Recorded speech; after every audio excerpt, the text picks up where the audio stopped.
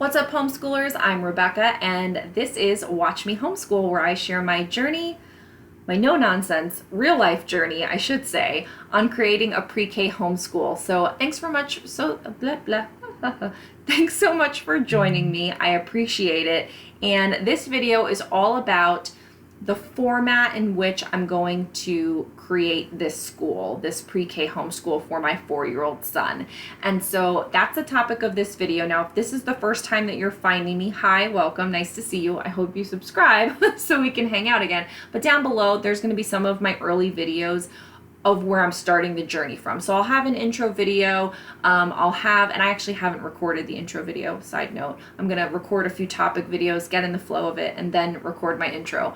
But I have an intro video which is gonna go over kind of the backstory and everything. And then I have a planning video that really is like the basis of how I brainstormed all the things I need to think about in creating a homeschool from scratch. And so that's kind of where everything started. And then all of these subsequent videos are like offshoots, categories from that one video. So if you haven't seen those two, I would suggest starting there and then come back and watch this one. But anyway, this video is about the format. Now, I've been watching a lot of other channels. I've been doing a lot of online research. And one of the things that I really pondered on and tried to create a vision for was like, what did I want our day to be like? Now, granted, I say our day, but our day is going to be 2 hours of homeschool. We're going to do 2 hours of homeschool 4 times a week. If you haven't seen my schedule video, I do go over all of that there and kind of the thinking behind it. But with the format, I really wanted to handle a couple of things. I wanted to give him some variety in the day. I wanted to kind of hit on all the points that I know I want him to do, but I also want him to be excited for. And because we pulled him out of his little part-time preschool during the pandemic in the spring in like March, we did some homeschool. We called it mommy school, and I just kind of threw it together. So there was no real plan per se. But what I found during that time was that I would come up with a series of activities and think this is all the stuff I'm going to get done. And everything took a lot longer than I thought it would. And like, we couldn't get to all the things sometimes, or he just wanted to move on to the next. Like, there was just a lot of me miscalculating what we could actually get done. So in planning this particular homeschool preschool, and because I know that I'm planning on doing this for the year and that this has to last and it's not a haphazard thing, I want it to be very successful. And so I don't want to have me being overly aggressive or overly ambitious and not matching what he can do, and making him frustrated and kind of against the whole thing. So it's a little bit of that. I did look up what the attention span of a 4-year-old was, and surprisingly, it was 8 to 12 minutes.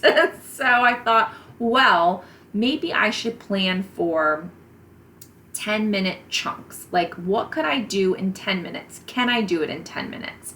And if it takes us longer, that's okay. But if I plan for a 10-minute activity and it takes us 15 minutes or even 20 minutes, at least I wasn't planning for a 2-minute thing that ended up being a half an hour, or a half an hour thing taking 3 hours or whatever. So that's kind of the backstory on that.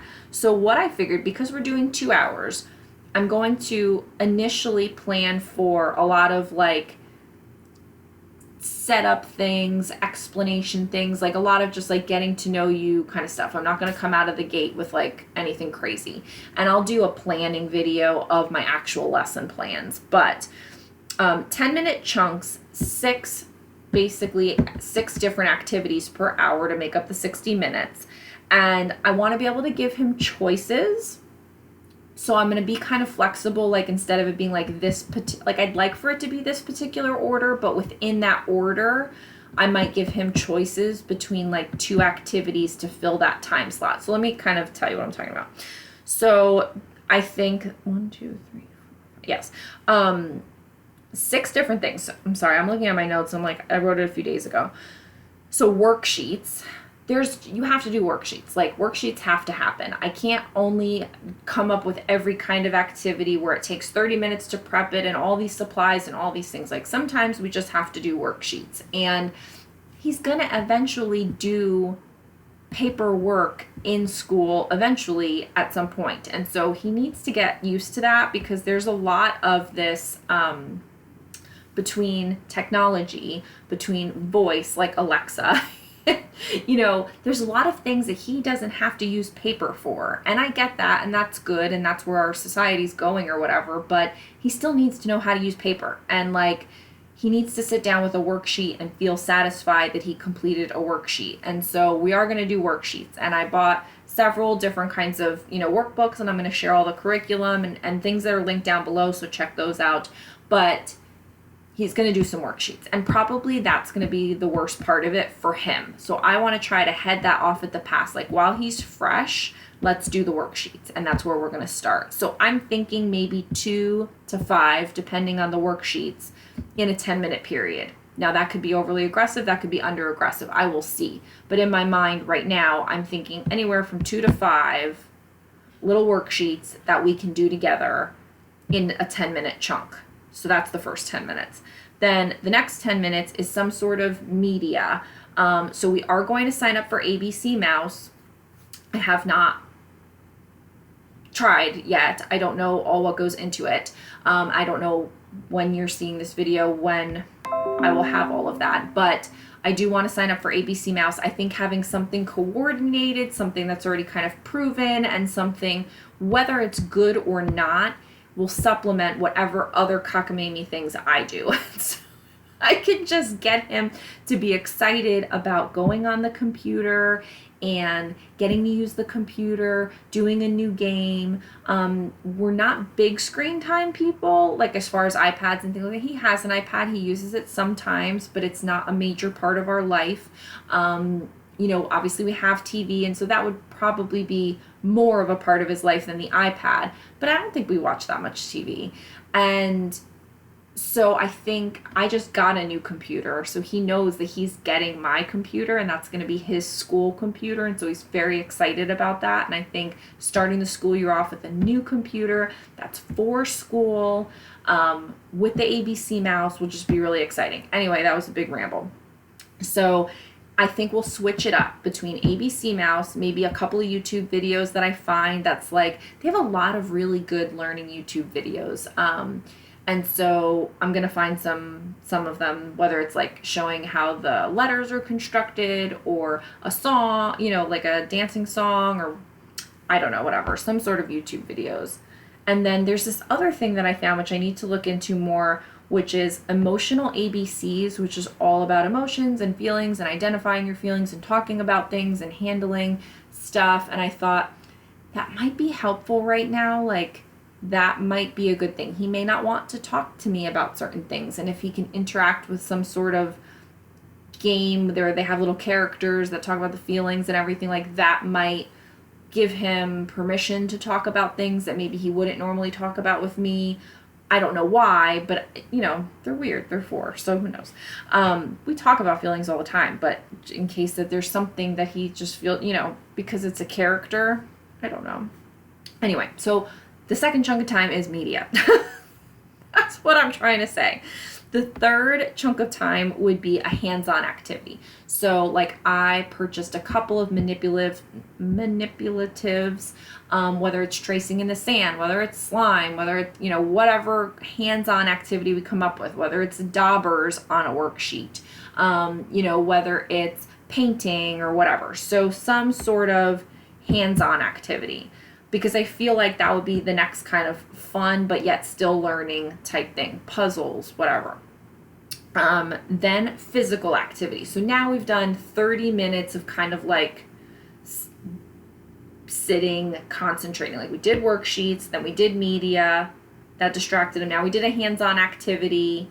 That was hopefully gets him up a little bit. Maybe he could stand and whatever. And then we'll do a physical activity. Take a walk around the block. Go do some races outside. Play with the dog a little bit. Do some yoga, whatever. So I think that's a good order so far. I may flip-flop some things, but right now I feel like that's a pretty good order. Then we'll read a book. So after we've done our physical activity, now we can kind of come in, calm down, sit and read a book. So I think that'll be good for reading.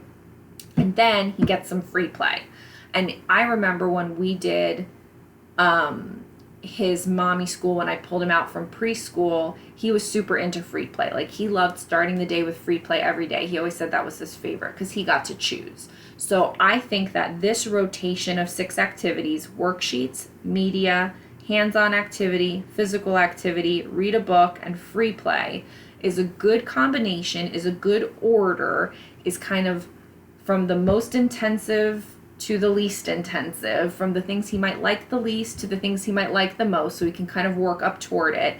And then also, I can switch things, but I want to give him choices. So I can say you could do these kinds of worksheets or these kinds of worksheets. Or we can do this kind of physical activity or this kind of physical activity. Probably the thing he'll have the least choice about is the hands-on activity, because that's probably something I'm going to have to prep in advance. I'm not prepping 2 things for one day. Like, who's got time for that?